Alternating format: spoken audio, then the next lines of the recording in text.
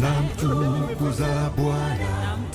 Imagine leo yote kwa kanisa pasa amekuwa akiongelea hii nyimbo. Sikia, imagine ukiweka kabisa kako hapo.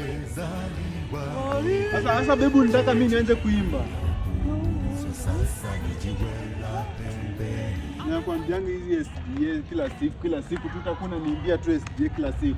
Baby, imagine hadi pastor leo alikuwa anaongelelea venye watu wanafaa kudress. Watu kani ndio alikuwa anaongelelea. Alisema watu wavae decent, like our bodies are the temples of God. Na sasa hizi nguo zenye umevaa hivi, alisema hizi ni za shetani, hizi manini. Wewe ni shetani, red devil. Na baby si unipenda hivi. Sasa zinakuwaje red devils tena? Nilikuwa nakwambia niende nikubaie nguo mzuri tuende kanisa.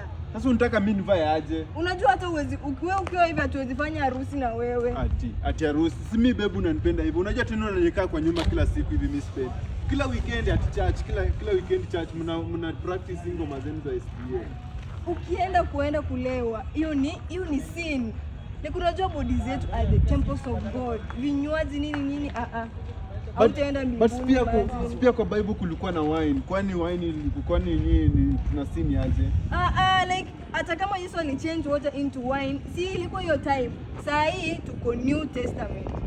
Haufai kwa unatumia. Baby mimi sitaki bana. Mimi utaniweka hivi kwa nyumba kila siku. Pia mimi nataka kwenda sherehe na mabeshte zangu bana.